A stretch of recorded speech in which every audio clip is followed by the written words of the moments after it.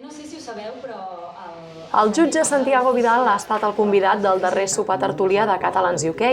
Durant aquesta trobada social totalment consolidada al calendari anual del Casal Català de Londres, una trentena de catalans residents a la capital britànica han pogut compartir taula, visions i reflexions amb el jutge Vidal, recentment inhabilitat per haver participat en l'esborrany d'una futura Constitució catalana. Vidal, que fa només 15 dies va participar en una conferència al Parlament Europeu a Brussel·les, reconeix que Europa no entén el comportament de l'estat espanyol. Primer, no entenen per què l'estat espanyol té aquestes reaccions tan autoritàries, llevat que vulguin tornar a una època, afortunadament, ja superada des de la transició del 78, i segon, no entenen que es pugui impedir que un dret tan fonamental i tan enquistat dins del que són els tractats de la Unió Europea, com és el dret a votar, es pugui impedir per part de l'estat espanyol. No ens esperen amb les mans obertes, però la sensació que em vaig endur és que en el moment en què nosaltres, els catalans, hàgim pres la decisió i, per tant, tinguem un mandat clar per part de la ciutadania de que volem ser un nou estat dins d'Europa,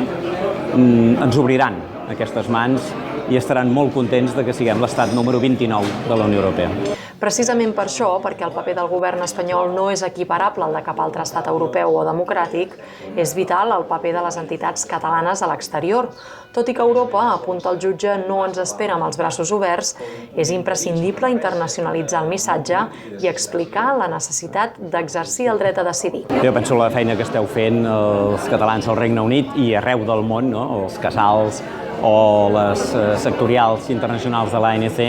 és un paper fantàstic, és un paper absolutament imprescindible per explicar precisament a la ciutadania i als propis governs d'altres països que els catalans no ens en volem anar d'Espanya senzillament perquè volem ser més rics, perquè volem tenir una millor qualitat de vida, que sí, que és en part això, sinó bàsicament perquè volem ser lliures, perquè volem tenir la capacitat de decidir nosaltres mateixos el nostre futur. Durant el sopar a l'Hotel H10, els assistents van poder llegir i discutir els diversos articles de la futura Constitució, redactada pel mateix Vidal, i debatre sobre els propers reptes que haurà d'afrontar la societat catalana. Tot i reconèixer que els darrers mesos han estat complicats pel que fa al procés sobiranista, Vidal aposta per la unitat i fa una crida a l'optimisme. Fem un pas i decidim crear un estat propi o realment retrocedirem, perquè Espanya està retrocedint a nivell de drets socials, a nivell de llibertats individuals, només cal veure les últimes reformes aprovades en matèria de llei de seguretat ciutadana pública, de codi penal, en fi, o ens n'anem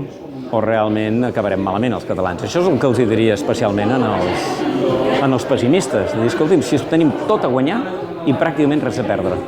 La visita del jutge Santiago Vidal, a més d'oportuna, tenint en compte el moment polític que es viu a Catalunya, ha servit per alentar i fer veure el got una mica més ple als catalans residents a Londres.